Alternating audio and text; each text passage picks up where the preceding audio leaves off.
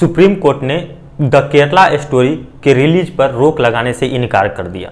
Supreme court ने कहा कि ये लोगों का फैसला है और लोगों को फैसला करने दीजिए कि लोग ये मूवी देखना चाहते हैं या नहीं देखना चाहते हैं। वो लोगों के ऊपर डिपेंड करता है। अगर लोग बाइकआउट करना चाहते हैं, नहीं देखना चाहते हैं, वो उनकी डिसीजन है, वो अपना डिसीजन ले सकते हैं। जिन्हें देखना है उन्हें देखने दिया जाए, उन्हें हम रोक नहीं सकते। उधर मद्रास हाई कोर्ट ने भी द केरला स्टोरी पर बैन लगाने की अपील को डिसमिस कर दिया। मतलब हाई कोर्ट में भी और सुप्रीम कोर्ट में भी दोनों तरफ से अपील को डिसमिस कर दिया जाएगा। लोगों का जो इच्छा होगा वो करेंगे, जो लोगों को देखना है वो देखेंगे, नहीं देखना होगा नहीं देखेंगे, वो उनका डिसीजन होगा। सुप्रीम कोर्ट ने ऐसी बात कही। अगर मान लीजिए आतंकवाद का धर्म नहीं होता, सो कॉल्ड लिबरल लिब्रांडू ये लोग जो रो रहे हैं वो कह रहे हैं कि ये मुस्लिमों के ऊपर फिल्म बनाई गई है, लेकिन ये फिल्म मुस्लिमों के ऊपर नहीं बनाई गई है। ये फिल्म उन IS के आतंकवादियों के ऊपर बनाई गई है जो इस देश से लड़कियों का धर्म परिवर्तन करा के उन्हें माइंड वॉश करके IS ज्वाइन कराते हैं। ये उनके खिलाफ बनाई गई है, लेकिन जल किनकी रही है? सो कॉल्ड लिबरलों की, मुस्लिमों की। क्यों भाई? जब ये किसी धर्म के खिलाफ ये मूवी है ही नहीं और लोग कहते हैं कि आतंकवाद का कोई धर्म ही नहीं होता, तो फिर तुम्हारी में से आग क्यों निकल रही है? ये फिल्म बनने के बाद तुम्हारी जलने क्यों लगी? जब तुम्हारा धर्म ही नहीं है, वो सच्चा इस्लाम फॉलो नहीं करते हैं, तुम लोग जब सच्चा इस्लाम फॉलो करते हो तो तुम्हारी क्यों इतनी जलने लगी? सवाल तो पूछेंगे लोग कि तुम्हारी क्यों जल रही है। क्योंकि तुम भी ये जानते हो कि इस्लाम और आतंकवाद दोनों एक दूसरे से कहीं ना कहीं जुड़े हुए हैं। जहाँ इस्लाम होगा वहाँ आतंकवाद होगा ही। ये चीज़ें तो यही दिखाती है कि आप खून के लिए और अपनी कौम के लिए किसी भी चीज़ को सपोर्ट करने के लिए तैयार हो जाते हैं तो आपके क्रेडिबिलिटी पे लोग सवाल उठाएंगे। लव जिहाद, यह एक छोटा सा वर्ड है, लेकिन यही वो वर्ड है जो द केरला स्टोरी को सही साबित करता है। प्यार के नाम पर हिंदू लड़कियों को ब्रेन वॉश किया गया, उन्हें कन्वर्ट किया गया। कन्वर्ट करने के बाद उनसे निकाह कराया गया और उन्हें अफगानिस्तान और ना जाने कौन कौन सी कंट्री बुलाकर वहाँ पर उनसे IS ज्वाइन कराया गया और उस नर्क में उन्हें धकेल दिया गया। अब वो लोग सेक्स स्लेव बनकर रह गई हैं। बहुत सारी लड़कियों को बचाया गया, लेकिन बहुत सारी का तो पता ही नहीं चला कि क्या हुआ, कब गई। उनका बाद में खुलासा हुआ कि इतनी इतनी लड़कियां यहाँ से गायब है केरल से। और हम लोग बड़े शान से कहते थे कि हमारे देश में कोई भी ऐसा जगह नहीं है कि जहाँ से लोग IS ज्वाइन कर रहे हैं।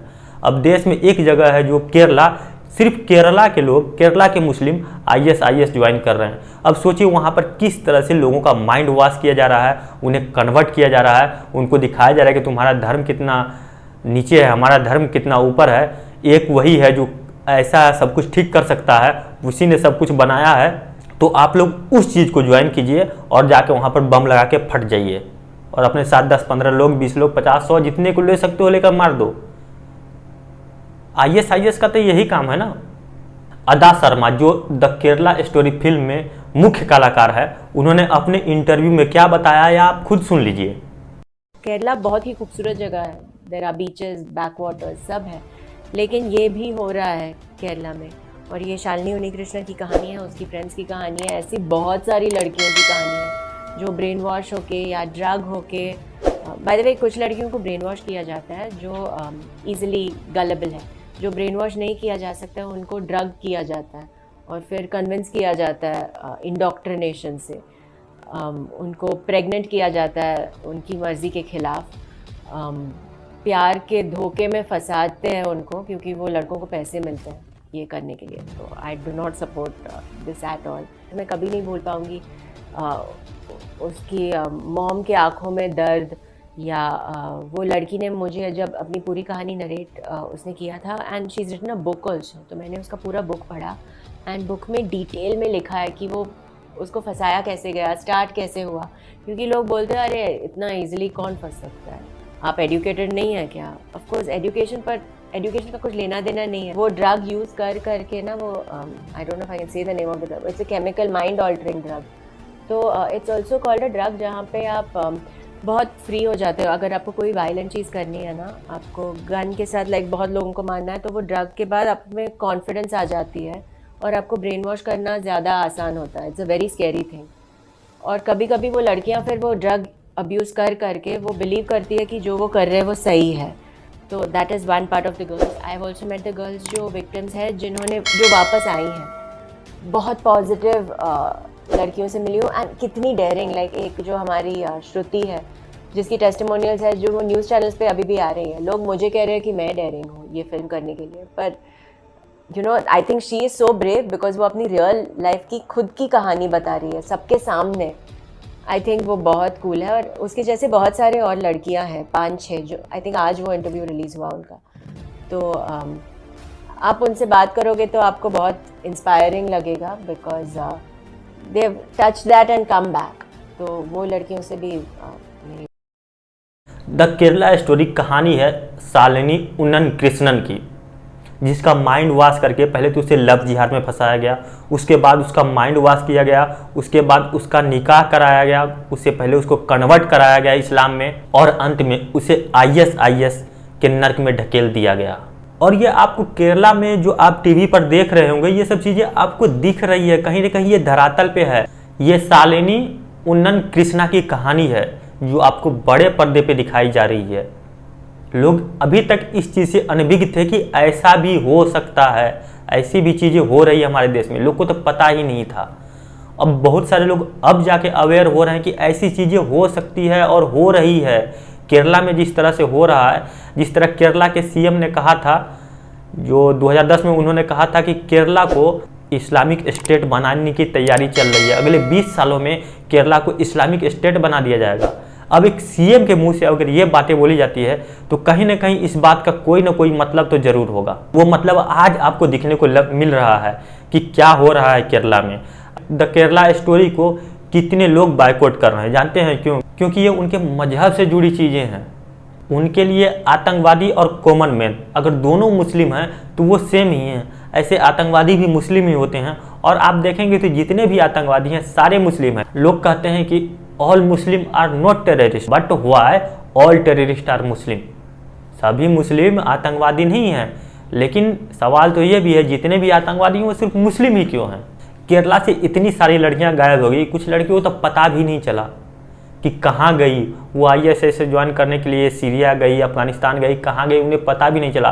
और उनका माइंड वॉश ऐसा कर दिया गया कि कुछ लोग आने को भी तैयार नहीं है। उनको लगता है कि यही सच्चाई है, वो नर्क ही उनको सही लगता है।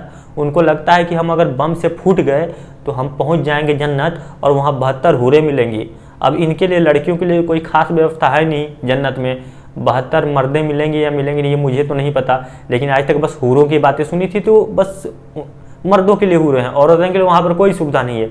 फिर भी पता नहीं ऐसा कौन सा लालच दिया गया, ऐसा क्या करवाया गया कि ये लोग जाकर ISIS ज्वाइन करती हैं। और उस पर एक मूवी बनती है तो पूरे मुस्लिम समाज में और लिब्रांडू गैंग रोने लगता है, इसलिए कि क्योंकि यह एक धर्म के प्रति आता है, एक मजहब के प्रति दिखाया जाता है। भाई ये मजहब के प्रति है ही नहीं, ये तो उन आतंकवादियों के लिए है जो ऐसा कर रहे हैं, जो इस देश में खलबली मचाए हुए हैं, उनके लिए है। लेकिन आग कहीं और लगी हुई है, मतलब तुम्हारी कौम, मजहब, तुम्हारा खून सब एक है। पहले तो ये एक नॉर्मल सी चीज़ करते हैं ये लोग, पहले लड़कियों को फंसाते हैं प्यार के जाल में, उसके बाद उन्हें प्रेरित करते हैं इस्लाम अपनाने के लिए। पहले तो वो उनसे प्यार का नाटक करेंगे कि हाँ हम तुझसे प्यार करते हैं, इस तरह की चीज़ें, हम लोग का रिलेशनशिप, हम लोग शादी करेंगे, इस तरह की बातें होंगी। जब वो एक बार कन्विंस हो जाती है वो लड़की, तो फिर उसे कन्विंस करते हैं कि वो निकाह कर ले और इस्लाम धर्म अपना ले। जब उसके बाद वो वहाँ तक पहुँच जाती है, इस्लाम धर्म अपना लेती है, उस बंदे से निकाह भी कर लेती है, निकाह करने के बाद उसे इस तरह के नर्क में ढकेल दिया जाता है जहाँ से शायद कोई लौट कर आया हो।